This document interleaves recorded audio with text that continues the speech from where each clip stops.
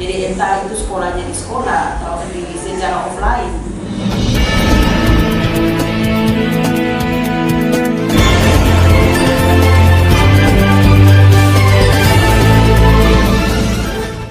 Dalam menghadapi new normal yang rencananya akan diberlakukan oleh Gubernur NTT, Kepala Sekolah SMA Negeri 3 Kota Kupang Dr. Randus Selvina Suserlindetan kepada channel News Daring di ruang kerjanya Rabu tanggal 10 Juni 2020 menjelaskan bahwa, hingga kini pihaknya masih menunggu petunjuk teknis dari Kepala Dinas Pendidikan Provinsi NTT.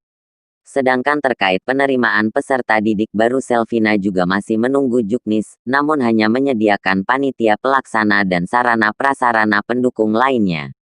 Demi kelancaran KBM pasca Covid, pihaknya juga menyediakan paket internet kepada guru dan siswa, dan kepada siswa yang tidak memiliki Android diberikan paket data kepada keluarga siswa yang memiliki Android guna kelancaran KBM. Mengantisipasi situasi terburuk bila pandemi Covid berlanjut, pihaknya akan melakukan perhitungan ulang terkait dengan penganggaran pulsa internet kepada guru dan siswa, ujarnya.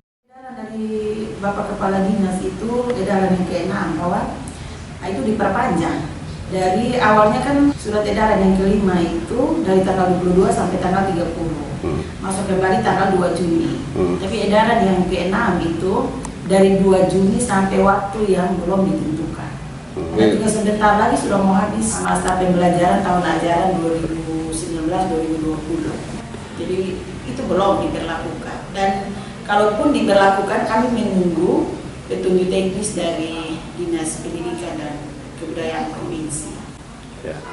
Dan sebentar lagi juga akan menerima siswa-siswi baru ya. Bulan Juli ini, ketika penerimaan siswa baru, tentu akan berpengaruh kepada pengenalan lingkungan sekolah. Bagaimana SMA 3 menyikapi hal ini terkait dengan sosialisasi mahasiswa dengan guru. Selain menunggu instruksi dari dinas, apa sekolah punya langkah-langkah lain bagaimana untuk mengetahui siswanya? Hubungannya dengan PPDB tahun ajaran 2020-2021. Yang pasti bahwa kami menunggu juknis dari Dinas Pendidikan Provinsi. Tidak mungkin kami melangkah, karena di dalam juknis itu semua sudah diatur. Tanggal pelaksanaannya, bagaimana bentuk kegiatannya, pelaksanaannya, mau online atau offline, penetapan berapa rombel itu semua sudah di dalam. Termasuk juga dengan mekanisme pelaksanaan. Jadi kami di sekolah tidak bisa berbuat lebih dari itu. Hanya sekolah bisa buat adalah membentuk panitia pelaksana dan menyiapkan sarana-prasarana pendukung. Kalau misalnya online, maka pasti kami butuhkan itu komputer, lalu jaringan internet. Tapi kalau offline, berarti kami harus butuh ruangan. Bagaimana mekanisme, karena itu semua ada di dalam juknis itu. Jadi kami tidak mau mereka-reka dan berpikir sendiri. Yang kedua menyangkut dengan masa pengenalan lingkungan, itu juga sudah diatur di dalam. Lalu yang kedua hubungannya dengan era new normal. Itu juga kami menunggu petunjuk bagaimana regulasi pelaksanaannya, karena kami tidak bisa berbuat lebih. Kalau untuk sekolah, yang pasti bahwa kami siapkan tentang pelaksanaan standar COVID, sarana-prasarana yang hubungannya dengan protokol kesehatan, kami siapkan segalanya. Tapi tentu kami sekolah untuk menyiapkan kurikulum kami. Masa pembelajaran periode baru-baru ini, apakah siswa mendapatkan dana internet dari SMA 3? Iya dapat, semua siswa dapat, dan guru-guru yang mengajar juga dapat. Besarannya berapa banyak? Kami ada kompensasi dengan iuran, jadi 150 dan ada 100. Yang lebih dulu dapat itu 100. Dia berlaku untuk kegiatan masa pandemi, karena kami itu kan biaya dari bosnya datang baru bulan April, sudah tanggal pertengahan. Nah, kegiatan pembelajaran itu tahun ajaran itu kan pembelajarannya sampai Mei, jadi artinya bahwa dari April ke Mei itu durasi waktu itu. Kami tidak bisa mundur ke belakang dari Maret sampai ke April itu, pertengahan April itu. Apakah siswanya semua memiliki fasilitas Android?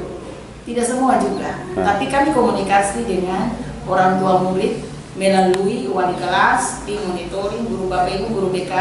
Karena dalam kegiatan pembelajaran online ada menggunakan 3 metode, online, offline, dan penugasan mandiri. Yang online ya dan penugasan mandiri, kan ada siswa yang tidak memiliki HP Android. Jadi bekerja sama dengan orang tua meminjamkan. Dalam keluarga itu mungkin dia punya bapaknya punya atau ibunya atau saudaranya. Jadi pulsa itu dibelikan di nomor yang orang tuanya punya. Kalau hanya juknisnya datang dan dia mengatakan bahwa pembelajarannya semua online, bagaimana pembiayaan dana BOS ya mencukupi semua ini? Karena sesuai dengan Permendiknas nomor 19 ya tahun 2020 bahwa sekolah diminta untuk memberi subsidi Pak, bukan secara utuh.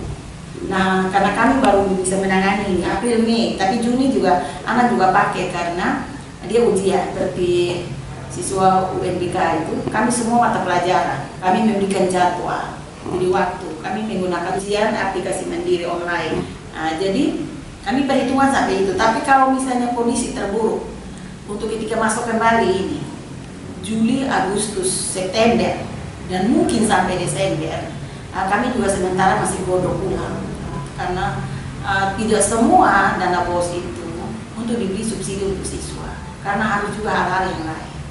Kan ada beberapa sekolah punya syarat-syarat tersendiri ya, selain menunggu juknis.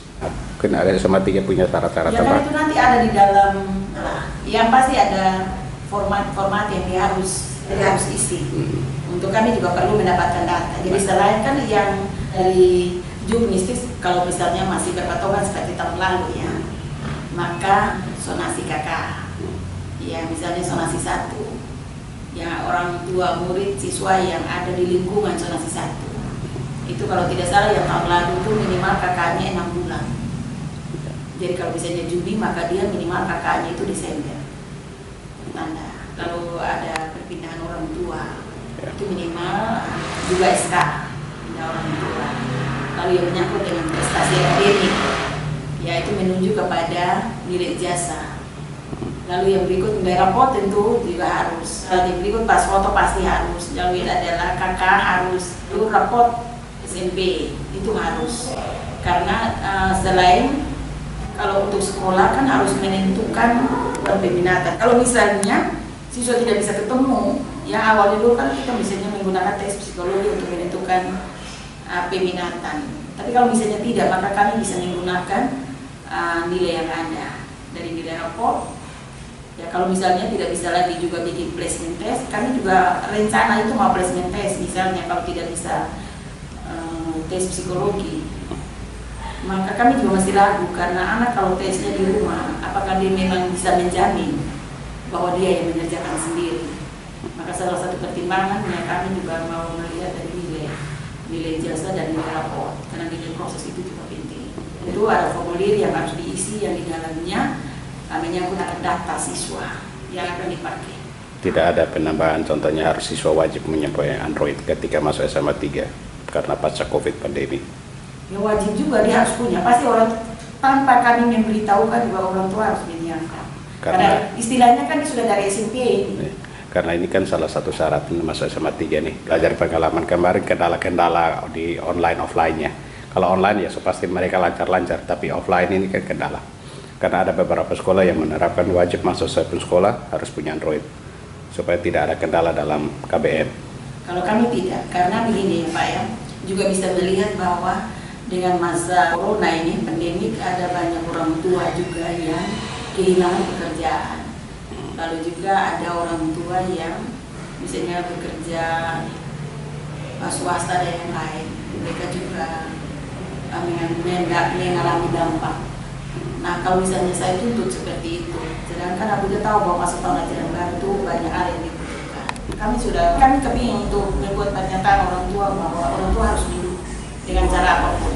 Jadi entah itu sekolahnya di sekolah atau di secara offline, luring, ya itu di sekolah, mungkin secara bertahap atau daring yang harusnya di rumah dalam jaringan, orang tua sudah harus mempersiapkan itu.